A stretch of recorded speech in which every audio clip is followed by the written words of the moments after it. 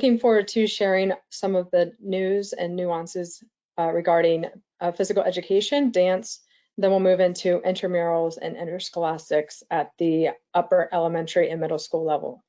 So thank you. Slide.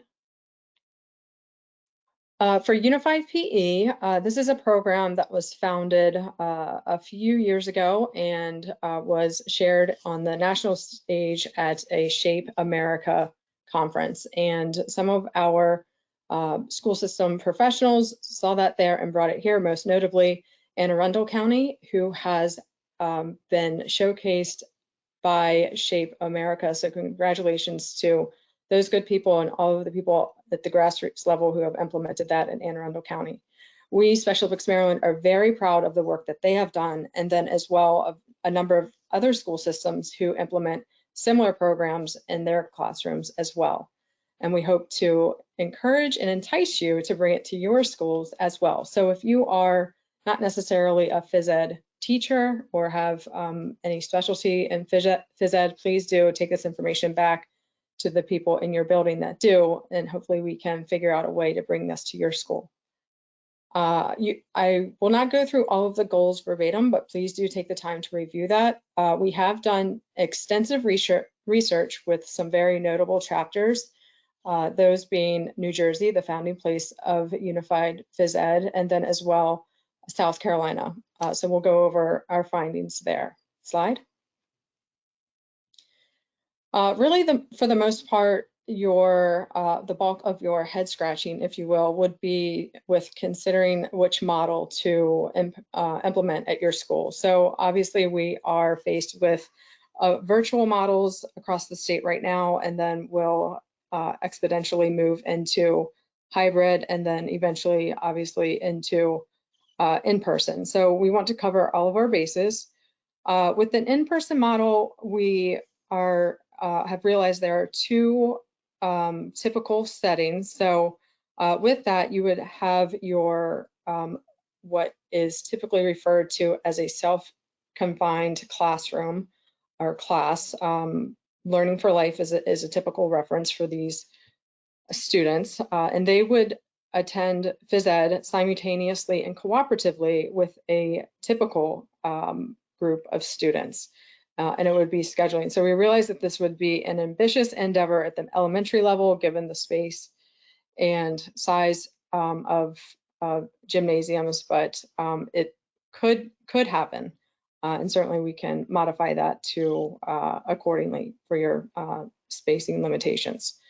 Otherwise, there is a model that we will refer to as player development. And in this scenario, similarly, it would be a class of students with disabilities joined by a group of students without a disability, and those students would be of equal or older age group. And those students would act as helpers, helping the students with disabilities understand and complete the task at hand. Slide. With regard to the, furthermore, with the composition. So identifying how or your source for students without disabilities will definitely be take some thought and discussions within your school. So the two models that we are suggesting are the control class registration. So that would mean advertising the class as a unified class. The students with a disability would be registered, and then the students without a disability could choose that class and might even be hand selected or invited to register or given advance notice of the opportunity for that class. It would be an official registration. Everyone would be consistent participants or students in that class. And I say that because our next model is a bit different. And this is the case where South Carolina has found immense success with a roving partner or students without a disability model. In this scenario, students with a disability be registered in the class, and then the students without a disability would be invited to attend as a guest on an alternating schedule with attending the class, helping the students with disabilities with no less frequency than once every 4 class sessions. Slide.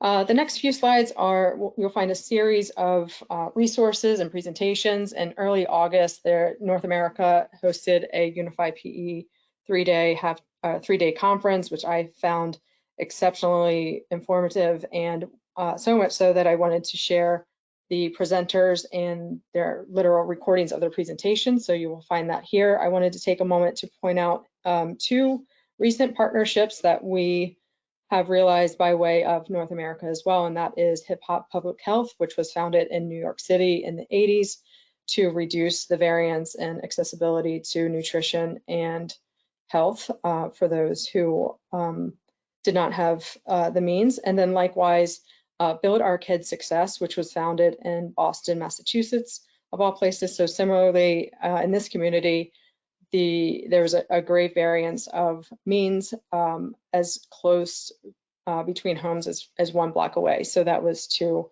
reduce that variance and availability to resources to support health and fitness. A note that I skipped, apologies, that we are in the exploratory stage of identifying a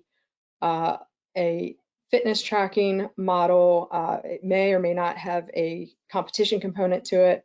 Sharing that because we are looking at other state chapters that have identified and are carrying out these similar models. We want to make sure that whatever we bring to Special Olympics Maryland is, and then to you, of course, is of quality and has been field tested. So more to come on that.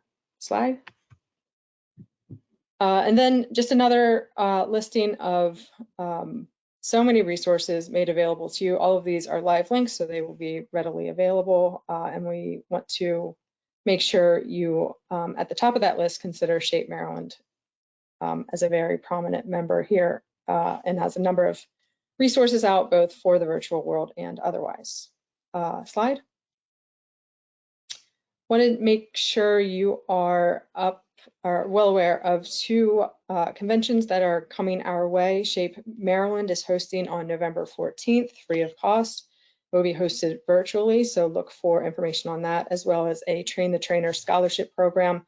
We intend to extend 10 scholarships for folks to attend that particular session and then return to their home school to deliver Train the Trainer trainings, both at their home school and homeschool system. And then for Shape America convention that is offered there. Slide. Okay, moving on to additional offerings in Unified Intramurals and Interscholastics. First, I wanted to make sure, again, to underscore this, these are the programs that can be made available and have proven successful in middle schools, and we would love the opportunity to bring them to the upper elementary school level as well. First, intramurals are actually a campus-based sports model, commonly held, but not necessarily in all scenarios held after school. So some pros listed there, most notably transportation, and there's no Special Olympics medical requirement, which is usually a quite substantial hurdle for families to undertake and ensure their proper registration. But because the team is not leaving campus, they do not have to complete a medical. So thumbs up there. And then furthermore, that you can read a review at your leisure. Slide. Okay, intramurals. The cons here would be that there's no external competition. So depending on the interest from the student body in your particular school, that you might not have the options or the depth of competition to keep the interest going and build on that interest for years to come. So that might be somewhat of a downfall. And then as well, we have found when we have launched these programs in school systems, there typically is a disproportionate interest from either all, so rosters will be composed of students with disabilities or students without disabilities. It's hard to engage both populations, so a caution there. And this as well, intramurals are highly contingent on home support because they would typically self-transport in a number of our school systems. and then as well, that may have a direct impact on attendance. Slide. As far as interscholastics, very similar to what I've described as intramurals, except they then travel to other schools within your county. That allows for a greater diversity in competition, as well as a personal pride for representing your school, and which is all great things. And then additionally, this would serve as possibly a feeder program to your high schools if you do in fact partner with us to offer interscholastic unified sports. Slide. And then as I stated before, because the students would be traveling off campus, as Special Olympics Medical or the National Federation Medical would be required on an annual basis, and that is consistent with the requirements through the governing bodies. So that's not our requirement alone. That would be the National Federation of High School Sports, which extends also to the middle school level. So a note there. And then as well, transportation costs, availability, roster limits with the pandemic, and seats and spacing protocols for busing as well. Slide. Great, and thank you very much for your time. I'm happy to talk with you and look forward to hearing from you if you do in fact want to bring any of these programs to your school. Thank you.